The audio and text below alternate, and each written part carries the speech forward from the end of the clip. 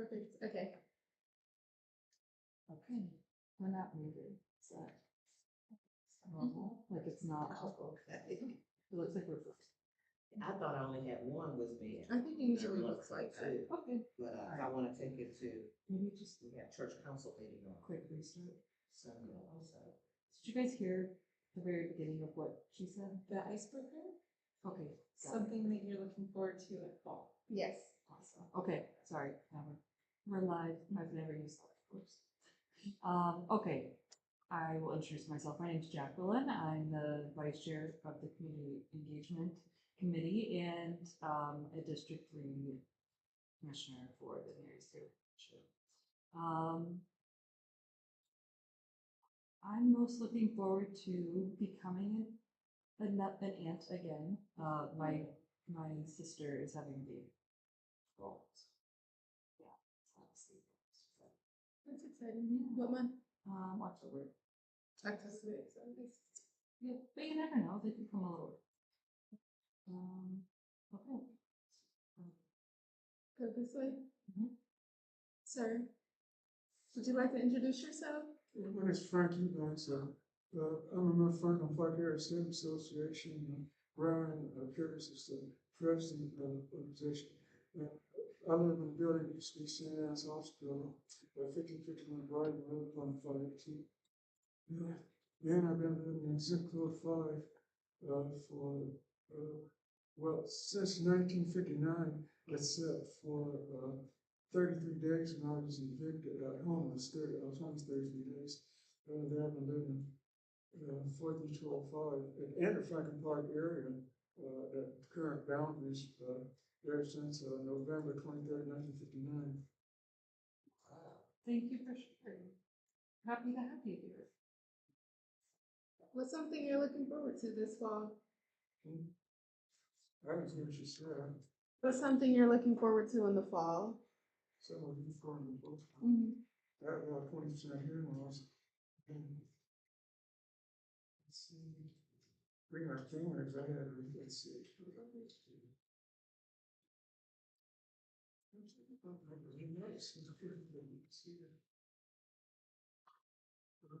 It's supposed to be an engagement evening, something like that.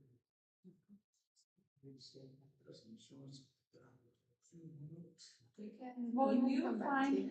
yeah, while you find what you're looking for, how about we keep going around? Oh, okay. Yeah. I'm Lynn Wellington. I represent St. Philip Lutheran Evangelical Church. That's on Long Street. And I'm their representative. So what am I looking forward to? Just being in community with people, just, as the seasons go on and I've become a gardener now. I joined Children's Garden on Ohio, and so I'm looking forward to planning new things, enjoying just life. Great. Hi, I'm Karina Johnson. I work for a nonprofit called the Rise Together Innovation Institute. I'm also on the steering committee for the Bronzeville Food Co-op. And something I'm looking forward to in the fall is probably spending more time with friends. I feel like as the weather gets colder, it's a good time to be inside, talking to people you care about. And there's a little bit less activities to be needing to show up to, a little less things going on outside of the house, so maybe more time to stay inside and just talk to people I care about. So spend some time with friends and family. Yeah. It's a really good time to be intentional when Yeah. things start slowing down.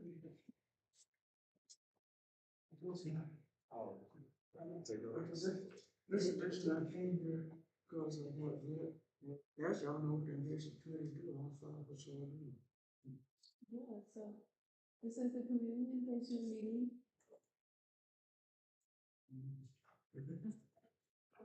Second is first time I've been. Oh, wait, is it your turn to introduce yourself? I don't want to skip you. Oh, no, he introduced himself. Okay. Good evening, everybody. My name is Shereen Benson, one of the commissioners on MEAC, here to kind of just listen in. Be present. What's your favorite fall, or what are you looking forward to in the fall? icebreaker. Fall is respiratory illness season, so it's flu season, vaccine season, and vaccines. I'm a pharmacist, and I enjoy making sure people stay healthy, so I actually look forward to this time of year because it's one of the few times people actually are happy to see me and come to see me, and then I get to keep them healthy for the rest of the season, so they can stay cooped up, enjoying, activities with friends and things like that. You thought that, but things may be changing a little bit. I'm still giving shots if anybody needs their flu shot. I forgot tomorrow I'll be at 1495 West Fifth in Grandview. I say CVS there. They need a flu shot, a COVID vaccine. Yes, yes. Yeah, just come let me know. Yeah, they'll definitely text everybody and let you know. Yeah, I But was gonna say, I do can you have to, personally give you your flu if you're shot. under 65, do you have to pay or what? So we're still dealing with some of those concerns. Right now, most people's insurances are not covering the COVID vaccine because of the recommendations of not coming to the CDC. That's what I But said. we'll work our way through it. Yeah, we'll probably be able to get you yours, no problem. You come on in, be there all day, 8 a.m. to 8 p.m. So is the threshold 65? Just The threshold is 65 right now, only because it looks like Medicare Part B is not covering it, but Part D as in dog is. So it looks like folks over 65, or maybe who have Oh, I need to eligibility. check then. Okay, Yes. okay. So I need to- double check, okay. but if you make an appointment, it'll automatically screen to see if it's covered, if it's a $0 copay, or if there's a cost to you. Okay. And what we're doing is we're calling people ahead of time if there's a cost, because most people do not want it's $230. I'm not gonna hold you. You don't wanna do that. You wanna wait until they get this stuff figured out, so hopefully you get something nice. Y'all wanna know, can I get it for free? And also, I'm 78 years old, you're 64. There should be no problem. Come on in, and if it is, don't worry, we'll get you a different name. I won't be able to come tomorrow, but where are you located at? So I kind of run around, I have to actually check my schedules for that after tomorrow. Interesting, nice to know. Things are changing every day, so that could be That very is much true. different tomorrow. I'm just giving you the information as it is today, and I worked yesterday. So who knows if it'll change tomorrow. And then Let's see, my Who's inbox. with us in the back? I'm sorry, I know you're writing. I'm Kay Williams. I'm just here because I saw an invite on Facebook for information about it, and I'm interested in that. Thank you so much for being here. Nice to meet you. Yeah, you stop right there. So we're gonna go ahead and get started. So Karina, Nathan, Dr. Chair, would you like to introduce yourself? Oh my gosh, I'm so sorry. Thank you all for coming. I'm Dr. Harris, I'm the current chair of the Dairy State Commission. Favorite thing about fall? I could just warm up the hot chocolate like this.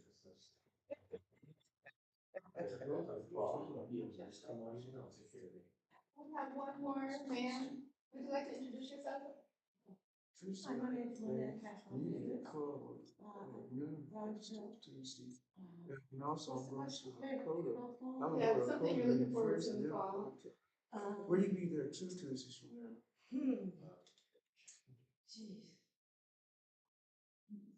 Autumn's. Dakota meeting Oh, first. that's so specific. It Do you make it? No. Oh. Yeah. It's pretty fun. I should get a recipe and make it. That's a good idea. I've had theirs too, but I think I'm gonna make my own this That's a year. good idea because I'm on the staff when, you know, there's stuff. Yeah, it's gonna be season. Yes. That's an excellent idea, thank you. You can make it in your. Yeah. Yeah. Oh, see, look at that. Yeah. I'm so glad I Yeah. came. And all these you can buy cut Oh, yes, that's perfect. Yeah, you can buy it cut up in. Yes. So next time you see me, I'm gonna. Why don't y'all come to the table?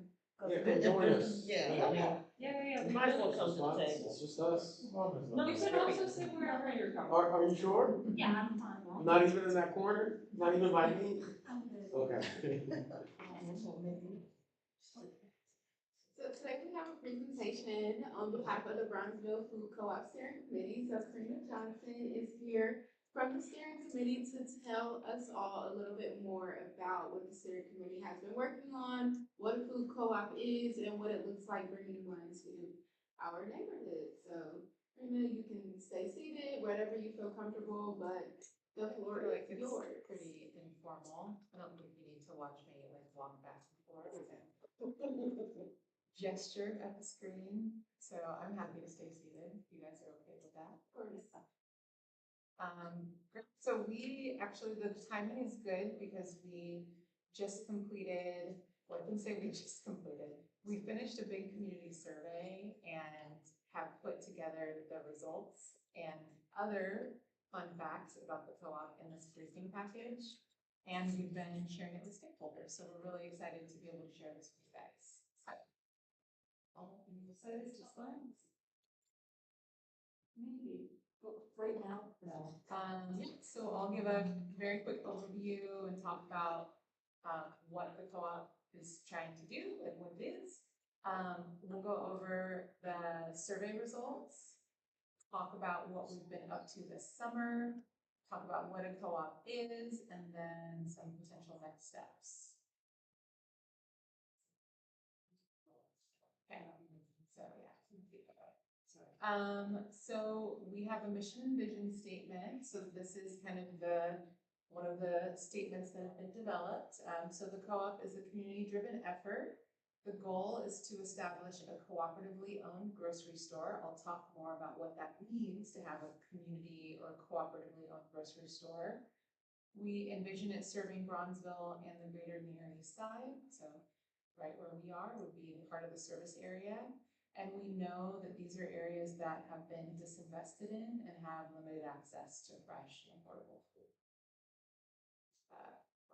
Okay, so here's just a photo of a lot of our steering committee members. We took a field trip up to Detroit earlier this year. So there is the Detroit People's Food Co-op in Michigan.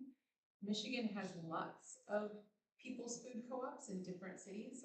I've also been to the one in Kalamazoo, Michigan. This one in Detroit just opened last year, so we're really interested in learning more about their model, how they work, how many people they employ, and I'll talk a little bit more about that. But this is just a nice little photo of us. Here are our partners and steering committee members. So that list written down, going down the side, is our steering committee members. And the Near East Area Commission is also represented as a steering committee member. So we have, I think, we did some math. I think 11 out of 15 folks live in the Near East Side. And I think like 12 of 15 identify as people of color. So we're trying to get people who live in the neighborhood, but also represent organizations who can really help steer. And then we have some folks that are just residents. What percent of people in the Bronzeville area are Black and Hispanic? Oh, like as statistically, probably about 63%, I believe.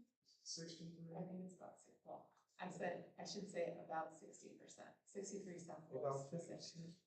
Yeah. I'll When I let you go to the next lived one. in the area, but it was almost 99%. Oh, I lived in the area. I lived there next to Madison Street for 12 years, and 12 years paid. That's why I lived at Madison Street. It was almost 100% when I came. Changes. Doing research on good. This might sound funny. Exactly 40 years ago, and in 1985,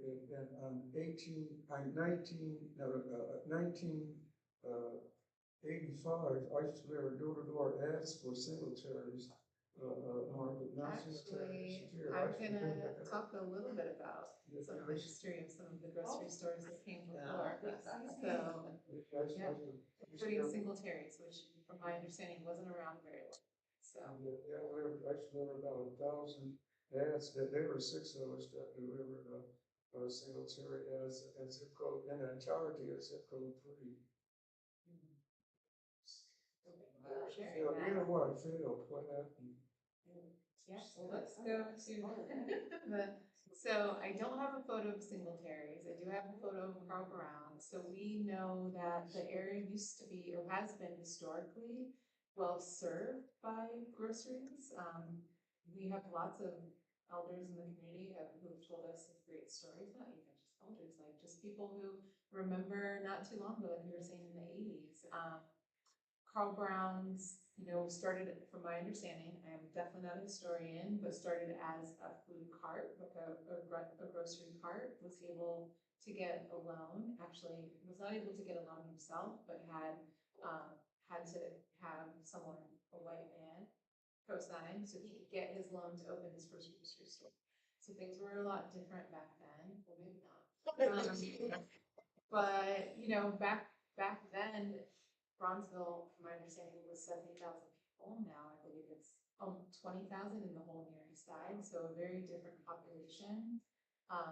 There's been a lot of reasons why disinvestment has happened. A lot of grocery stores that have come and gone. I've heard there was also a Kroger down not too far from where Carl Brown's was. I heard there was also something on Broad. And then Singletary's, my understanding, was only around for about 8 months.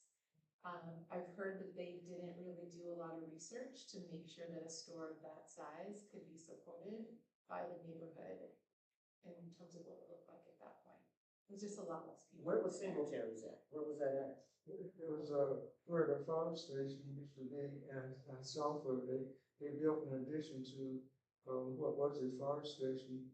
And there was a large supermarket. Very large, very big.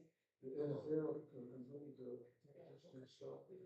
8 months. Yeah. Wow. I had heard that they brought in some federal money just to build it.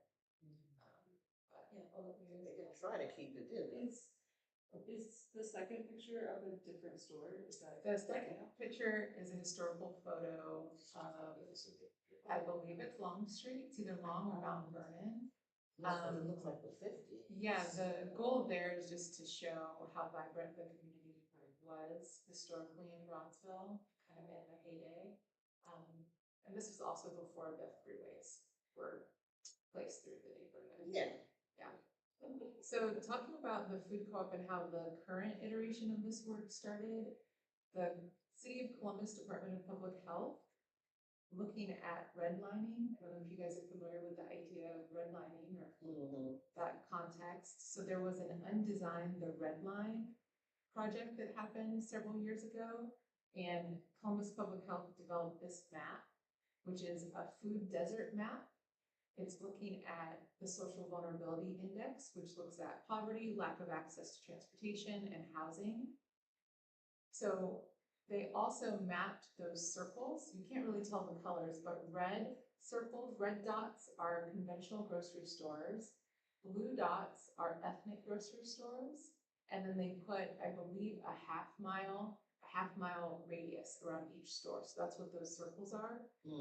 And Bronzeville, where that star is, you see Bronzeville, the Near East Side, has no grocery stores. So it's actually the largest food desert in the region. Yeah. Probably a mistake. Also, there is something called the Local Food Action Plan that both the City of Columbus and Franklin County have collaborated on. And there is a list of goals there on the side. One of them is improve access to and education about healthy food, affordable food, and local food. And there is a goal that says support grocery store and healthy food retail location and expansion in neighborhoods with low access. So this bringing a grocery store into the neighborhood is also in alignment with the city and county's own food action. Question?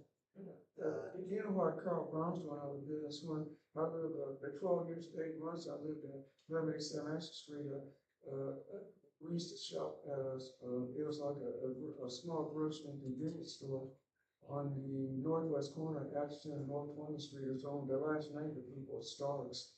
I don't remember what the first name was. But also there was a store that was on Atchison Street between Champion and Fairfield Avenue. I think it's called Fairfield. And the first street that was west, that's east of Atchison Street. So they were two stores that competed with Carl Brown.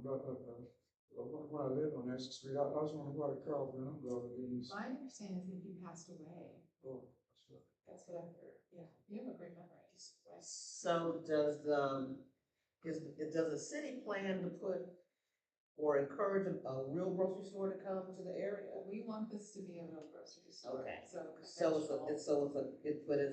It's gonna be a co-op, but you really want it to work, to be like a regular grocery store. Regular grocery store, but it will be partly funded by the community. The community. Yeah. Gotcha. Okay. Yeah, so the next slide is just some statistics. I know we were talking a little bit about the numbers earlier. So 53% African American. I got that wrong. I was saying 63. So, and this is current, not historically. So what you were saying about the history servers, probably that number was much higher. But then the neighborhood has been changing. About 21,000 residents live in the Near East Side. Some of the key things, 65% renters. The median income in Bronzeville is about 44,000. There's a 37% poverty rate, but at the same time, Bronzeville in particular is changing very rapidly with housing prices going up. And so one of the numbers we have there is that the median home price in Bronzeville was about 189,000 in 2020, and now it's closer to 290,000. Did you have that on the internet? Yes, actually. So I was gonna share this at the end. I'm gonna pass around these cards. It includes our website and this is in the. It's on the website, Yeah. right? This is such a show. Yes, it is. But I mean, the whole slide, the slide, the PowerPoint presentation is on the website. Yes. We can make sure that it is, yes. So like the map you just had before this Yes, screen? that map is definitely there. So if you go onto the website, we have a news section, we have some blog posts. Okay.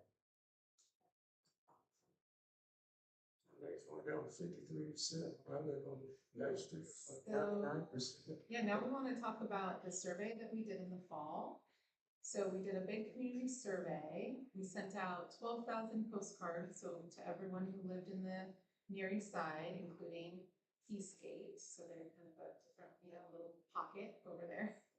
But we included the census tracts in Eastgate. And we asked everyone to fill out the survey. We also shared on social media and other channels. We went to different housing developments, we went to churches, we went to basketball games. We did everything we could within a 3-month period to get the word out.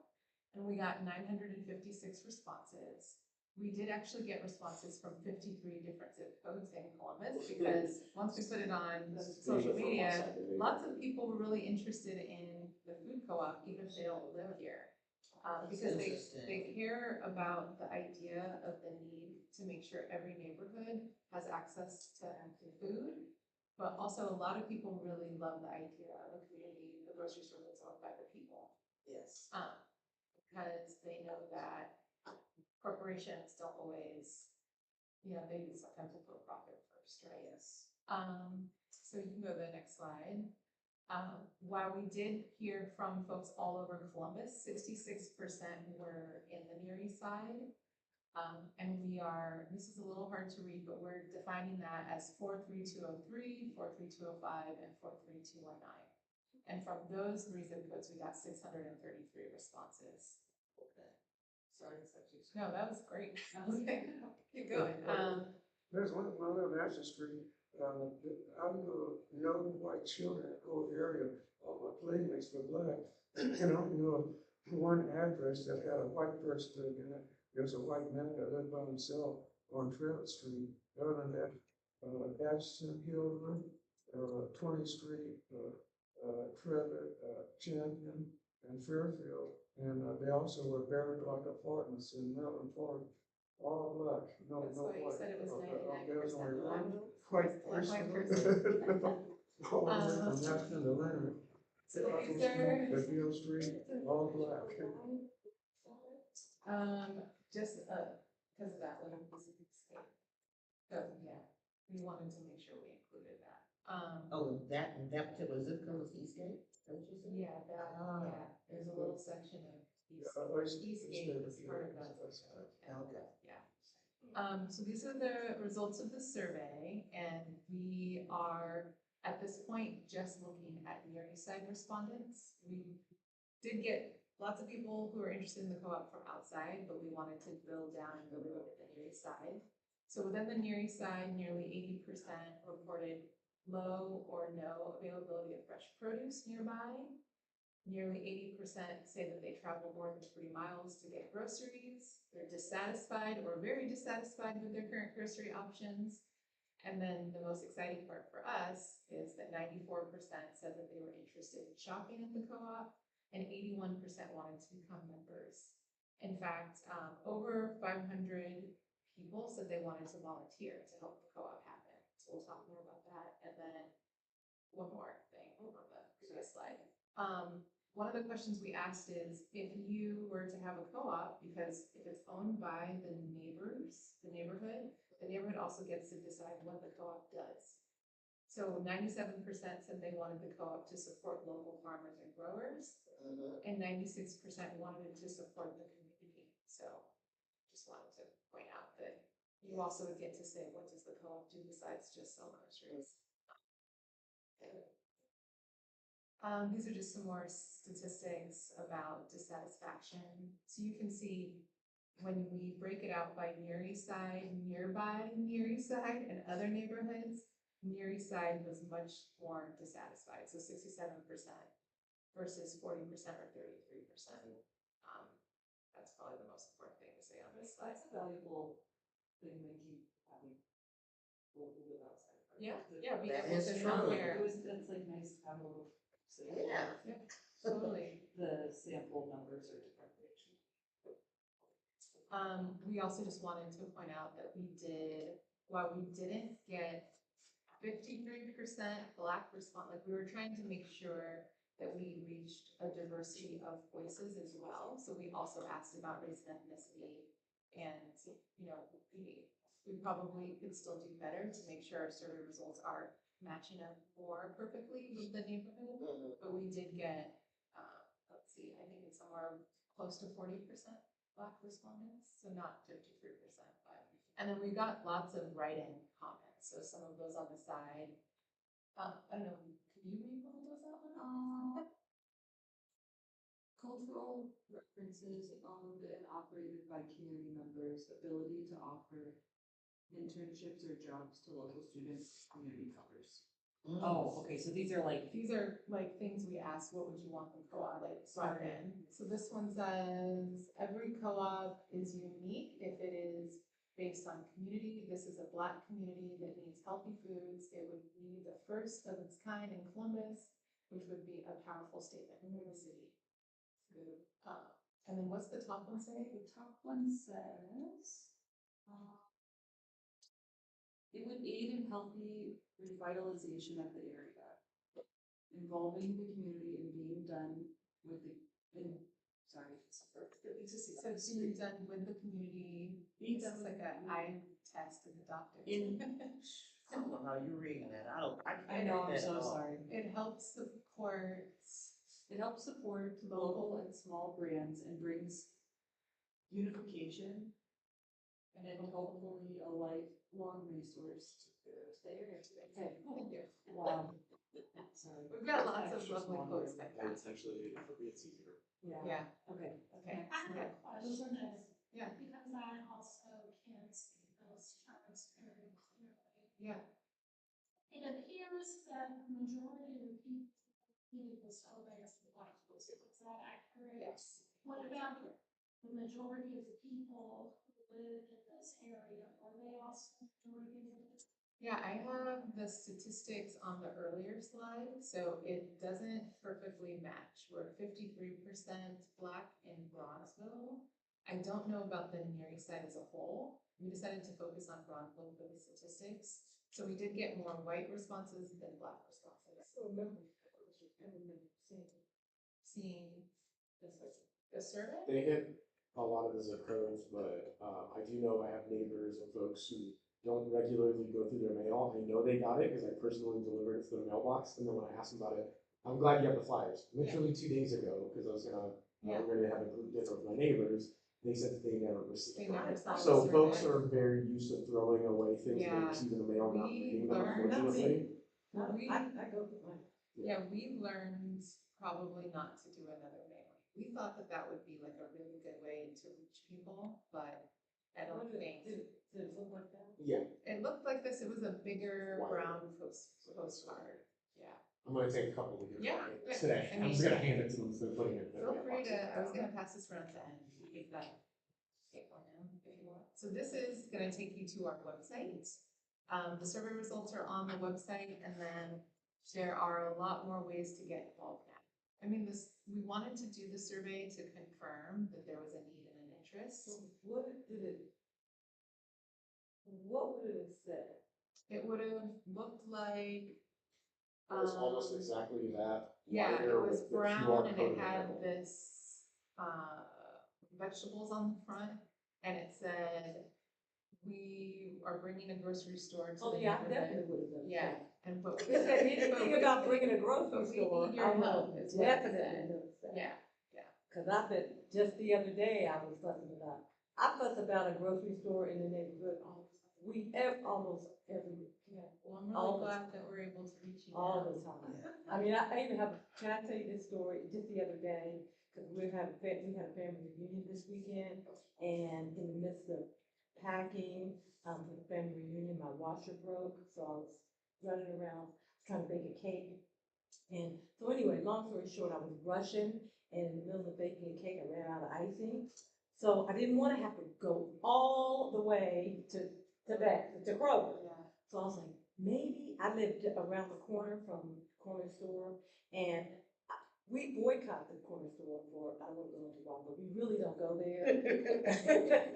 But I was Only desperate, imagine, I was like, okay. yeah, so maybe they have, so I go to the corner store, there are 5 different kinds of cake things, 1, 2, 3, 4, 5, and no icing. And no icing, So no. I'm like, People are why making do you cakes that are not so, very you nice. know, I had to go through, he had to ask him why, and he was like, I was like, well, that's probably why they're not buying the cake, because you have to, so anyway, so I ended up, I said, maybe Turkey Hill has some, of course I knew they would, so I wasted a lot of time and ended up having to go to, so that was a reason for me to fuss, Yeah. again, you know, so I'm just saying, I know if it had come to my house, said anything about a grocery Yeah. store, I would have. Well, Because I am always, one of the main upset goals about of the that. survey also was to get people's emails if they were interested in getting updates. Oh So my we have God. lots of I emails, don't know but how I this, did that. that is the other Oh. best way to get on our mailing list, so you can get updates. Maybe put some in churches. I'm going to I plan to go to it's a parking lot sale on the corner of 21st Southwest corner, no, southwest corner of 21st and Mount Vernon. There's a parking lot sale this Saturday. I plan to go to that. Good soon. There's also Hot Times this weekend. Oh, yeah. There's a what? Hot Times. Hot Times. It's like a community festival. Festival. Oh. How are we on time? I wasn't quite sure how much time. Well, I went to Iron Elementary School. Iron Elementary School in 1952, and from 1952 to 1959, I have 2 different elementary schools in the area. All the students were black, all the staff was black, no white person in the building at all. When I got in junior high school, there was 2 white students and the staff and rest students all black. That's Champion Junior High School, 1959. That there was approximately 750 students in the school. 2 were white and the rest was all black. So I was didn't come in contact with. Also, I went to churches that were all black. Unit Road Baptist Church, Mount Vernon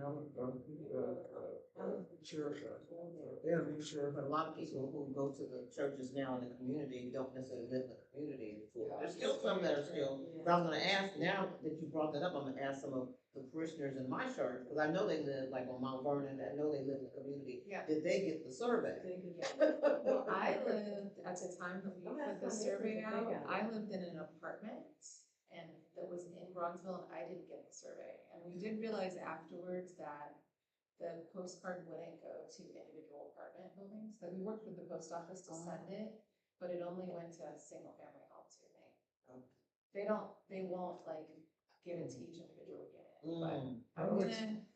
But I'm gonna add, cause these people live Yeah. in single family It'll be homes, and great so I'm if gonna they- ask and hopefully they see. did Can I, Yeah. before you leave, do you mind taking a picture of the postcards? Because if you take some and hand them out to the people that can get it, that would be helpful. But if you also show it to anyone else, they can still scan the QR code from your phone, and that would Okay. be really helpful as well. Because I gave it to friends that live in other parts, but I realized I took too many, and so then I just took a picture of one, and they were all just able to scan the QR code. Whenever I went to a function, they would just scan it, and they could fill out. I mean, there's no longer a survey, but there's a website, There's so they no can at least get longer a more survey, information. but there's gonna be many, many, many opportunities to do your input. Mm. And including the this fall. website, you can sign up for the newsletter. Yeah. I just want to, So- Yeah. I say in the fifties, most people going to church, walk to church. There is There's not like, signage, no a sheet parking lot, that no place to park, and most people went to church, walk to church. Now, most people go to church, I think drive to church, don't many people, walk to church, I went to two churches, I sang in Florida. I was walking to church, when I was in high school, I still was that. Yeah, if you're interested in getting updates, please, fill out the form. So that was the survey, which we did in the fall. I just want to talk briefly about what we've been doing since then. So we want to get the word out, because the difference between like starting a Kroger and starting a co-op is the co-op doesn't work if we don't have members. So we've been building our outreach list. As part of that, we've been tabling at 20 events in the neighborhood. We're at the Bronzeville Growers Market almost every Thursday. We did Juneteenth on the Ave, Poindexter Village Drum Circle. We have not been at the Franklin Park Farmers Market as much, but we have grown our newsletter list.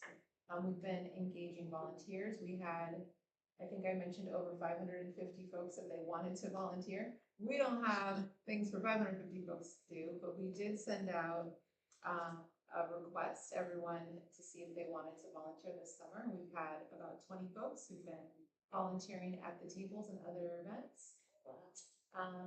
Yeah. And then we're also going to have what we think is going to be a community dinner in November. Date to be announced, which is another good reason to sign up, so we can be sure to let you know when it happens. And then we want to feed people and talk to them about what the next steps are. Okay, so this is talking about what is a co-op, because people want to know. This is our mission: to empower the community through a cooperative model that offers affordable, nutritious food while enhancing community interaction and ownership. So we do see it not just being a place for people to shop, but also a place for them to connect with their neighbors. Okay, so this is what a co-op is. Maybe I'll stand, because that might be helpful, just to point. So a traditional grocery store is just a corporation that's owned by investors, and then you shop there, right? So you just buy the stuff that the grocery store has, and any money that's made goes to the investors or the owners. Here, the co-op is a corporation. The corporation owns the grocery store. So the grocery store is like the physical location. So the co-op would own the grocery store. The residents would shop at the grocery store, but they would also own the corporation. The residents would also elect the board of directors. And the board of directors would do all the official stuff like the finances, probably have work groups, approve budgets, approve hiring new staff. Most importantly though, they would help hire the general manager who would do a lot of the daily operations. So you don't have to be a member to shop at the co-op. That's really important. But we do need to sell memberships because we need to raise money. Probably about 25% of the money it costs to open the grocery store, we're hoping to come from community investors. That means the co-op is also accountable to the community, and the community would be voting for the board of directors. So you don't have to do anything. You could just shop there. But ideally you would become a member and you would also vote for the board of directors, and maybe you would even serve on the board of directors. Now I'm standing, so I'll just stay standing. Okay, so the goals of the co-op, we want to offer affordable, wholesome food. One of the things we think about is affordability, like affordable to who? Food, believe it or not, in grocery stores is not that cheap. The reason that Kroger and Walmart and such are able to offer pretty low prices most of the time is because they're buying in bulk. So that's going to be one of our challenges, to make sure our prices are low, that people can afford it, but also having something for everyone. Some people might want fancy organic peanut butter. Maybe some people won't. We want the grocery store to be inviting. We want it to be a full service grocery store. So we do want it to be a real grocery store, not a corner store. We want the grocery store to support the local economy. So we want to buy products from local growers and makers, like local soaps, local candles, that kind of thing. We do want the store to be a community gathering place. So we want it to be a place where people can come in and have a hot meal or a cold meal. It's a salad, I guess. But we want to have a dining area as well. So it's not just that we're a grocery store desert. We also don't have a lot of eating options in general. We want it to be welcoming. We want you to get a smile when you walk through the door. That doesn't happen to me very often when I go to the Kroger on Main Street. We want people to feel safe parking there. Not get hit by a shopping cart. We also want to have educational opportunities, nutrition, education, probably partnering with OSU Medical Center, because they're doing some of that education now. We want to celebrate Bronzeville's culture and history.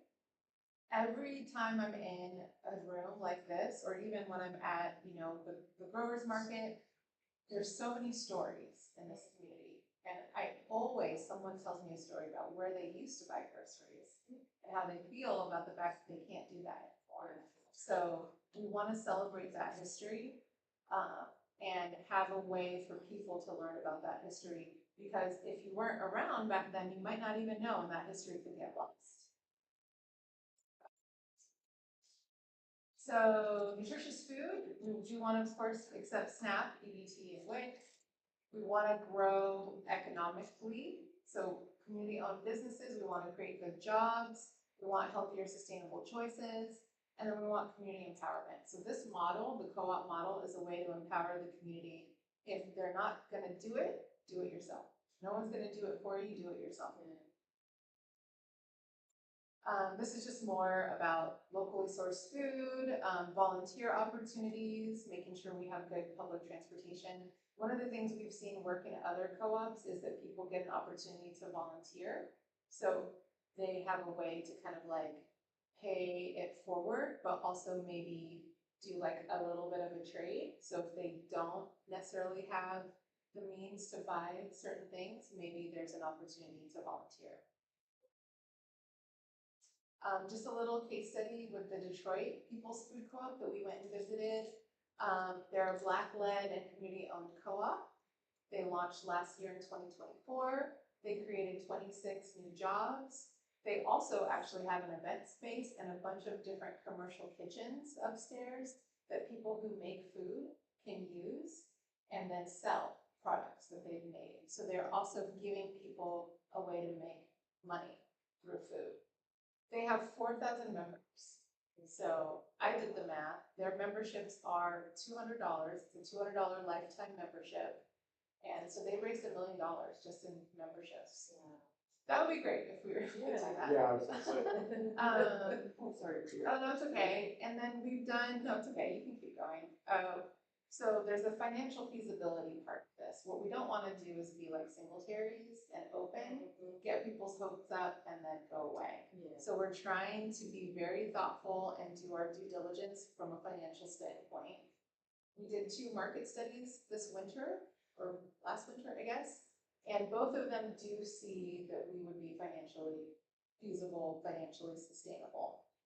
We are probably looking at maybe an 8,000 square foot store. So not a Trader Joe's or an Aldi's, probably a little bit smaller, but we want to make sure that things like icing for your birthday cake would be there. We want to make sure that all your basics that you need to make a meal or maybe celebrate an occasion like that would be there. but it's not gonna be the place where you're gonna find like probably the fanciest can of sardines or something. We want it to be about food access. There's other places you can go if you want something really fancy or different. Here's a rendering of what it could look like. We do know that most of the building that's happening is now vertical. And we imagine that this could potentially be the bottom of mixed use development. They call it mixed use when there's residential on the top and commercial on the bottom. So there's a rendering there where it says Bronzeville Food Co-op. So it could be on the ground floor of a housing development. There's a lot of housing that looks like this now being built up Long Street. So maybe that's what it could look like. And then just a very short what's coming next. So there is an organization called the Food Co-op Initiative. They are a national nonprofit that has helped start hundreds of food co-ops all over the country. So we've been working pretty closely with them. They call these the steps to opening a store. So they see 4 stages. Stage 1 is just feasibility. And it's where, actually, I feel like there is that says stage 2A. I feel like there's a stage 1 somewhere that is cut off from this. But feasibility is when you're looking at all the financials, like the community survey, the market study. Then there is planning. Oh, I think the stage you can't see there is research. So it's research, feasibility, planning. But anyway, the important part is that we're somewhere between these 2 stages, feasibility and planning. We're not at pre-construction yet. And we're definitely not at construction. So we're probably 2 to 3 years out. And we want to be realistic about that. You can't open something like this overnight. And then I think there's just one more slide. Ooh, sorry.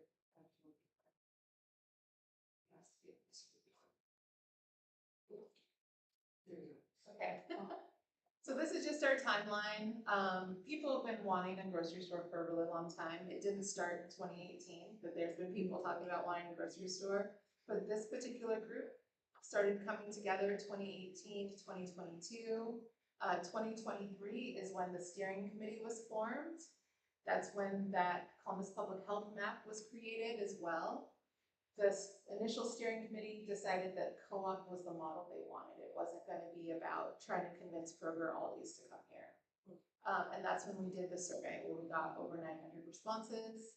In 2025, it's been about growing our mailing list because when we start our membership drive, we want to have people to talk to. So that's why we've been tabling at all the different events over the summer. And then we're also going to have a community dinner in the fall, we think. And then 2026 is where we start moving into pre-development and start fundraising. So that's all I got for the presentation. I'm happy to see you guys. I'm excited. And I don't even live in the area, but I'm excited because the church is in the area, and so there's a lot of people at my church who are in the area, and and so I also belong to Growing and Growth Collective, which is right, because Jared goes to our church. Yes. So Jared's one of our volunteers as well. yes, I'm sure. So yeah. one of the things I didn't talk about really, because I put in PowerPoint, is how you can get, right? Because if we're not opening to 2028, what's happening in the next 3 years? So our first newsletter was just published. I know some of you might not be on our mailing list yet, so we'd love to get you a copy of our first newsletter. It goes into more depth about the history of grocery access in the neighborhood, the history of how the food co-op idea came to be, the survey results more in depth. There's like 40 pages of slides on the survey results. And we're also doing, I think, 2 volunteer orientations coming up soon. Once you go to a volunteer orientation, then you can, if you want, join a work group. We have 3 work groups. One is around outreach. One is around governance, which is all about all the official legal stuff that it would take to open a co-op and a grocery store. And then we have one that's focused on development, which is all about the financial aspects. That's the one that I'm being.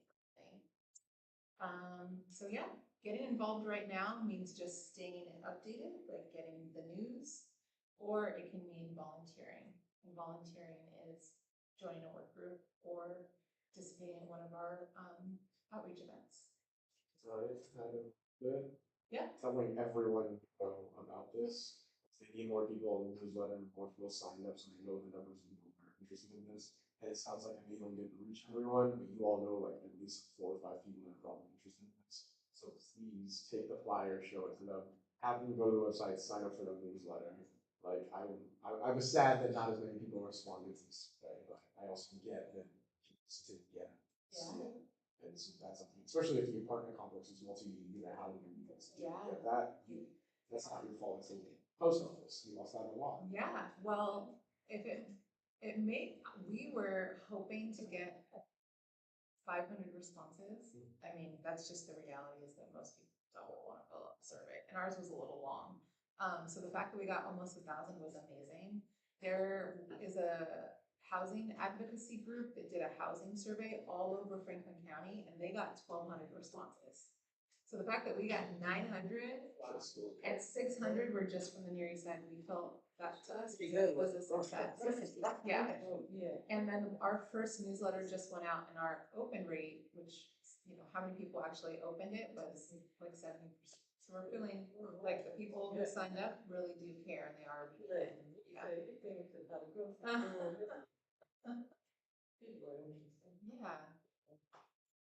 So hopefully we'll see you all at the community dinner. I think it's gonna be in November. But the most And I'm important. bringing, almond flour too. Okay. Are you gonna have some both? Maybe we'll have some there, okay. Maybe you come and eat, you don't feed, you don't even. Really, but we've had someone else join us Yep. during your presentation. Just say your name, if you're representing any group, what group you're with, and something you're looking forward to this fall. Or about fall, or whatever. Hi, everyone, my name is Deborah Assaper. I was a carrier PhD student at Ohio State. And we've done some work with, this commission in the past. I am looking forward to taking my candidacy exam this, semester, so I can like move on and finish this PhD.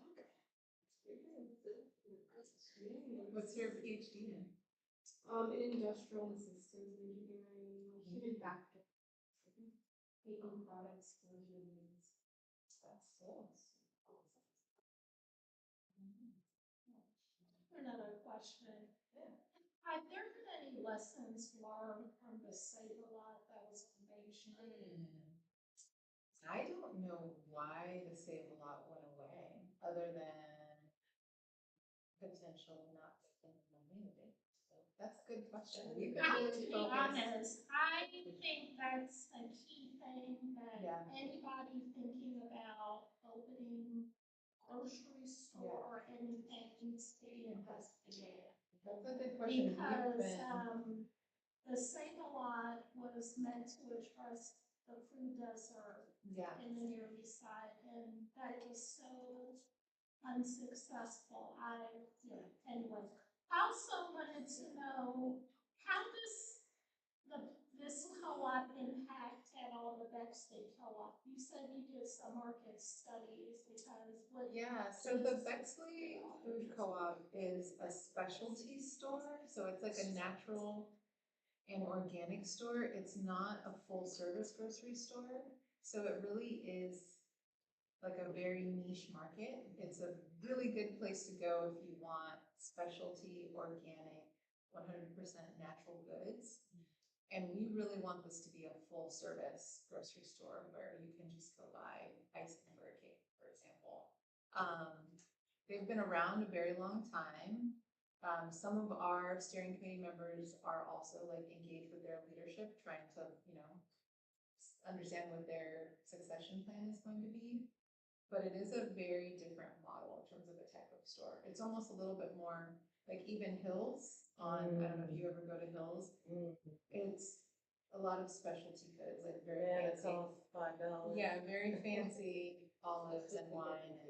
but still, I mean, an important piece of the puzzle, but thank you for bringing up the Save-A-Lot. We've been really focused on the Bronzeville stores, That's you mentioned that. but we didn't think about the one on Main Street. We Well, do know. that's considered Old Town East, you know, Yeah. so Oh my area. God. Yeah. But also when I think about it, I'm a former member of the Bexley Co-op. Yeah, You know, whenever you're doing these market surveys, that could be considered an indirect competitor. yeah, And even if you just engage them about their model, like this is what we're trying, they may have some insights yeah, for this co-op that maybe have, because they've been in business yeah. and established for so long. And honestly, to see so many people complete your survey who are away, I have to be honest, I'd like to take a closer look at the results of their survey. Because, well, anyway, I have concerns anyway. But I would say, how many of those people who surveyed are members of the Bexley Co-op? It's one thing to say like, oh, you know, this is really interesting and this community needs this, but I think it's a whole different thing to say, we're going to support it. And what does support mean? Does support mean, you know, we'll give $200 for this lifetime membership, but we're never gonna shop there. And maybe that doesn't matter, maybe it's great to have that initial financial investment to get Yeah. started. So We actually- anyway, just some thoughts. Where is the Bexley Co-op? It's on Cassidy. Yeah, Okay. by Fifth Ave, I off think of that Fifth. is. Yeah, Yeah. I think so two comments. I've actually had the opposite response, which is that I have people I know that live in Bexley and they have no idea where Bronzeville is. So I'm like, it's right over here. So if we have people in Bronzeville who are members of the Bexley Co-op, that's great. But I wish more Bexley folks knew about us. That would be great. And then we had more people in the survey. It was 94% said they wanted to shop at the co-ops. Only 80% said that they were likely to become members. So we think more people will shop there than who actually buy memberships. We do need both, but more importantly, we need people to shop there. Selling memberships would be great. We really need people to shop there. And 94% of people said that they would, but I think you're right. Our audience for the survey was disproportionately white. Yeah, and the largest question about that, and I don't know how you slice and dice your responses, is the confidence that what you're taking from the survey applies to the people you want to serve. Yeah. And I'm not saying it doesn't. There are ways you can extract from the people you want to serve and what they said. Yeah. But that's a question. That's just an outstanding. Because you can survey anything and you can build a survey to get the responses you want. You Yeah. can take from a survey what you think is applicable, but hopefully the goal from the survey was to find out as much as you can about the people you actually want to serve. Yeah, I also think it's just the beginning. Like I would never want to open a store because I took a survey and found out that people said, yeah, we'll shop there. We see that as just the baseline, almost as important to tell people about the effort as it was to get their information. This is going to be 3 years of a lot of education and telling people. I mean, that's why I'm here tonight, is because this is the opportunity. The paper and the survey is one thing, but actually talking to people face to face, yeah. And I think, like the churches in the area be good source also, Yeah, because that would even get people that even if they don't live in the community, Yeah. but if your church is in the community, you have to go to the store after church. ideally, yeah. then, you know, that kind of like, you know, it's almost like, so I will make sure I'll be talking to my church, but it's important to make sure we get activity from the different churches in the area. I noticed on there, I saw Broad Street Presbyterian, Yeah. that's one of the They're Growth one of Collective our one, so yeah, so we steering talked to committee them, right, members as well. right. And then so- also the hospital, so the daytime population is actually higher because of people who work there. So we had a lot of people who work at the hospital Mhm. who again filled out the survey, but I take your point that just because they filled out a survey. Right, doesn't mean that they'll come to the, I mean, a lot of it's gonna be, what does it look like when it's open? Does it have the things that people wanna buy, you know? Are the prices gonna be the right prices? Are people gonna feel welcome there? There's gonna be a lot that we're gonna need to do. Mentioned the Save Our Store, I was rejected to work at the Kroger store when it was built, in 1966. It was around August 1966. I applied to work at the Kroger store and they rejected me. They said my personality was not good enough to work at the store. In 1966, later it became a Save Our store. There was some competition. There was an A&P store, west corner of Kimball, I guess it's called Kimball, and East Main Street, and also the Big Bear store, 1805 East Main Street. When the Kroger store closed, and there was another Kroger store in Livingston that closed, and another Kroger Livingston around Miller, Kelton, and there's a Kroger store in Livingston and Parsons. When they closed, the Bexley Kroger opened, and it had loading docks on the west side and east side. Later, they got rid of the loading docks on the west side and expanded the Kroger store at Holtzman and Main, 2000 Main Street, so that there was more items in that store. I used to deliver advertisements, 1,500 advertisements in zip code 5 out of 6,300 addresses in zip code 5 for that Kroger store in 1985. Actually, around 6 hours. Okay, the A&P store went out of business. I don't know why. The Save-A-Lots took the place. It moved in where Kroger is. It went out of business. I don't know why. Kroger had something to do with the going out of business when Kroger expanded. I don't know what the A&P store. That's a good point, because you're both on Main Street, I didn't think about that. I was upset, but to get I've worked for about 35 employees also. I've got self-employment jobs. For instance, I used to lease tax, so that's self-employed. Schedule C income, I pay my social security, so forth. Anyway, I've had my whole life made as much as 40 jobs. Anyway, but that's been some history on it. Let's say lots used to be clothing. I've seen lots of stores. I used to deliver advertisements for Earl's Royal Blue back in the late 70s and 1970s. Earl's Royal Blue was just just west of Miller Avenue on Main Street. And I don't know how long ago it closed. I don't know why Earl's Royal Blue closed. They still Iceland's Dairy Store on the northwest corner of Main and Miller. I worked there and I was a union employee, but I got fired. Union. Yeah, I've been fired on That's a tax, good maybe point. 10 times from various. what is, Sometimes unjustifiably, sometimes I was blamed for something that somebody else did, but. Well, wealth of knowledge. We actually appreciate it very much. We've had folks come and talk about different historical aspects of the neighborhood, and it's as someone who's relatively new the last couple of years, it's really good to know the history of the neighborhood because you can read things online, but it's nice to hear from somebody who lived it. Can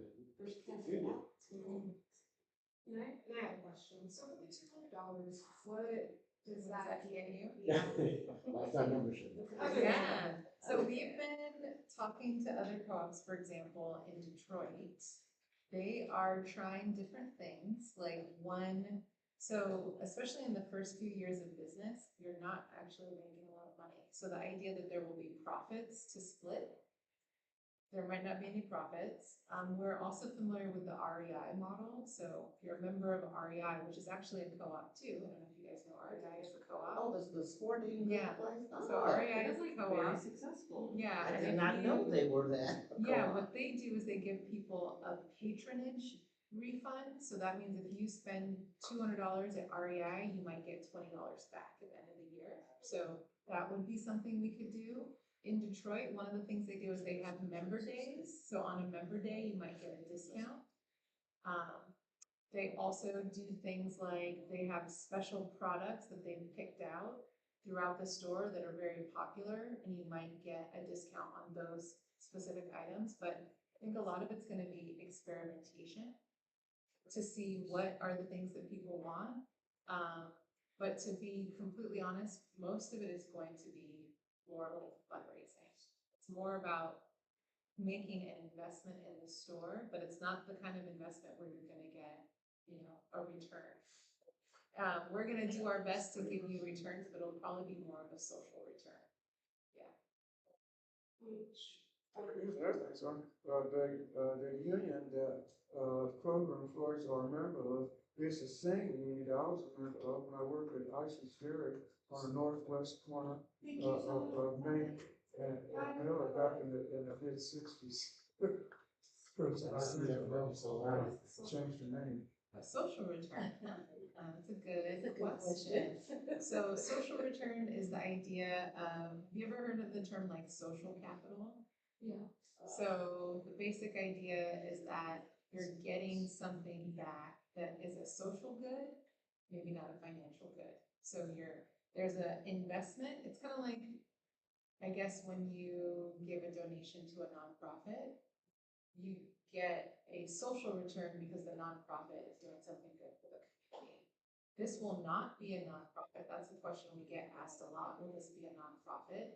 We think it is important that it be profitable. Nonprofits need donations in order to operate. And so you spend a lot of time every year fundraising. And if you don't make your money, you have to let people go. We don't want to be spending time fundraising. We want to be spending time making sure that the store is profitable. Interesting. All I was gonna say was, the one who just saw the training this day, she made a comment about making sure that you're serving. Speak up a little. Sorry, making sure that you're serving the people that want to serve. But I guess this is like a question kind of statement. As long as you're serving the people in this community, there's nothing wrong with like reaching beyond that to help potentially financially support this mission. So for future surveys, I mean, do you plan to, like, if it's financially feasible, like reach out to other zip codes too, who maybe, I don't know, are very likely to invest in the social good? Yeah, that's a good. Well, that's almost like I was saying about the churches. It's almost like, there's a lot of churches in the area, in the Near East Side area. And if you at least make sure that the churches had access to the survey and let the, parishioners know, then they could do that, because they will help also, because they have a, They have a mission as well. Yes. Yeah, the mission of the church. Right, the mission of the church and of the community also, because they want the community to be healthy also. And people who have been here a long time all know that this has been an issue. I mean, I never lived on the Near East Side, but my church has been here. I've been going to that church since I was a kid. So, it's just that I had moved away, and like I said, I came back. But people are very vested in their church, which means they're vested in the community also, around the church. And a lot of the churches have food pantries. Like we have a food pantry, And so. I mean, there is definitely a need for food pantries and free food, but there's also a need for food, period. Absolutely. So. Right, and then I think they can work hand in hand also, I have a question. When you went to Detroit, you were talking about their model. Just thinking about things like Save a Life was closing, even Singletarians. And even Carl Brown's one at the end. Yeah. Part of their demise.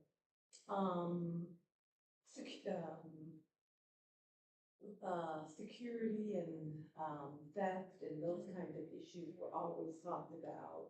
Heard about that. Yeah. I actually heard about, you hear so many stories, right, when you go out. One of the things I heard is that Singletaries was experiencing theft from their employees. Saying, well, I can't verify that, you know, I can't go back in time. I mean, But- you know, now that same, I heard that same story from, you know, the Kroger that closed in Northern Lights a while back. That, I heard that same story from them too. They claimed that the theft was a big issue and a lot of it from their employees. So whether that's true or not, I don't know, but I think I heard theft was a big issue when Save-A-Lot closed on Main Street. So I guess my question is, in the co-op model, is there, how is that addressed? I mean, you know, That's is that, I'm That's just a wondering. good question. I did not even think to bring up that when we were in Just Detroit. wondering. I mean, I do know they have a security guard. Yeah, because Very we're, you know, we're friendly, talking all this, Not an intimidating, mean you know, person, social model, you yeah. know. And you probably still have to have the same kind of probably security feature like the grocery stores. But I think this is gonna be a little bit different only because if it's a co-op, that means people are members and they want the store to be there. You know what I mean? Well, see, that's, I understand what you're saying, Mm-hmm. but people are people. Well, that is true. Oh, and You that know is what I'm true. The saying? only thing you can do is try to prevent it. Yeah, You know. so that's what I'm wondering, what the prevention, the loss prevention. So loss prevention is a huge problem, and Yeah. some of my grocery stores do have this, like you said. So I'm just, A lot of them that check just, receipts what now. does that process look like for I co-op? know at Costco, What, for they that check model, I'm receipts. just wondering. At Costco, they check receipts and you have to be a member to walk in the door and they're still checking. They're still checking, yeah. Oh, yeah. And that's also a job, you know, Yeah. for someone, if you want I don't someone know. to check their It's sad that we have to think that way. Okay, Sometimes people forget what they have in the bottom of their cart, maybe. We will wrap up Yeah. after your comment. But both me and my mother used to witness, people, back in the days when they had stickers on items, people would take off. Oh, stickers and move them. And put a low price sticker from another Oh, item yeah, they do. on an item. And, there's another way they used to steal stuff, in boxes, like toothpaste in a box. They would take, what do you call it, a Crest toothpaste out of a Crest box and take a house brand Wow. out and put the Crest in the house brand box and put the house brand in the Crest box, something like that. They used to steal like crazy. They switched tags. If a box was not sealed, they take a brand name out of the box and put it in a what you call house brand box. If it's in a house brand box and put it in a brand name box and take a little price. They used to do that like crazy when I was young. There's I'm actually the same a witness. I've ingredients seen that. in the expensive toothpaste. It's the generic. Yeah. They're the I exact have same. learned, I learned that in marketing class. As a pharmacist, that's something I tell people all the time, but I wanted to end on a good note. You seem surprised at what the social good is, and I really have to get on my soapbox Yeah, before we leave, please. because something like a co-op at a grocery store is a social good, but the term social good, sometimes people confuse it, is still a material good. So when people think about investments, they think about what their like financial return is. Social goods do have financial returns. They're just harder to calculate. And if you want to calculate them, you can.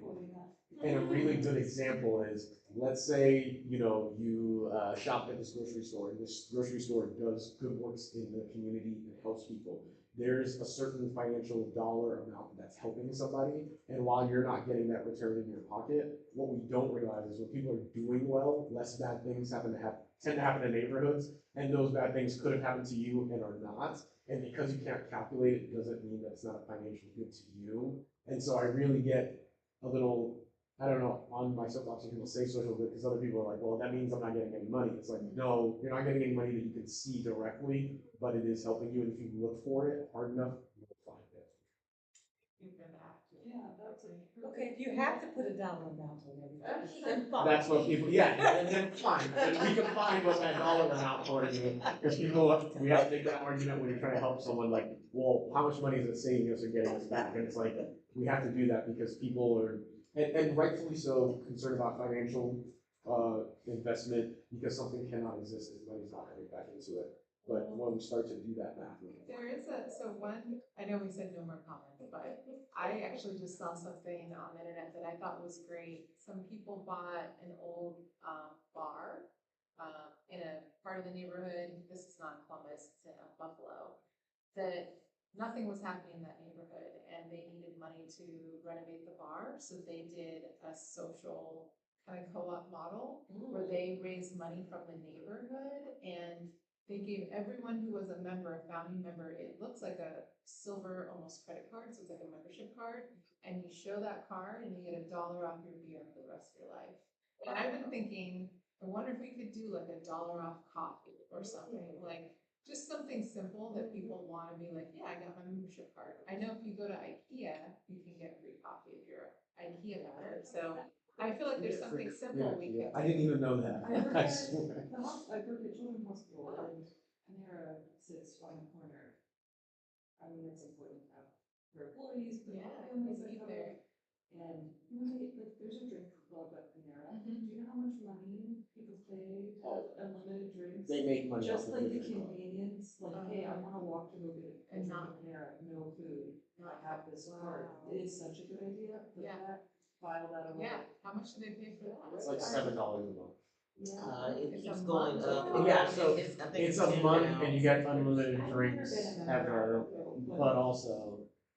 I love Panera, so I go there and last summer, not this summer, last year, I made the mistake of getting the Squash unlimited, no, the unlimited drink. The unlimited drink, but I gained 10 pounds last summer.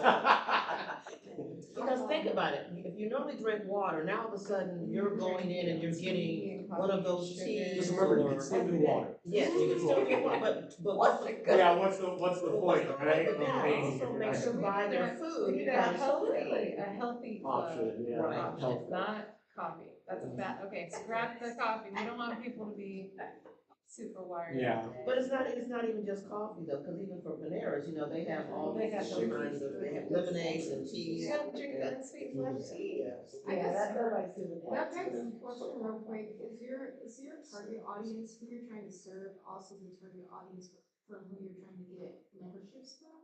Yeah, I think, did you mention that earlier, I it's mean, kind of a I guess I similar, didn't say. there's so, probably like, overlap, but it's not, it's almost like a Venn diagram.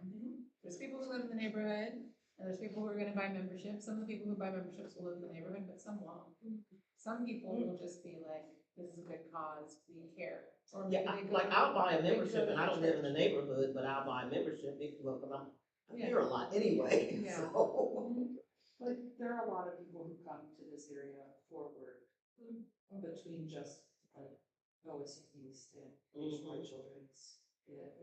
Some of the growing businesses, right, so that alone, plus all of the churches that are here. Oh, wow, think about, all those people coming in for $1.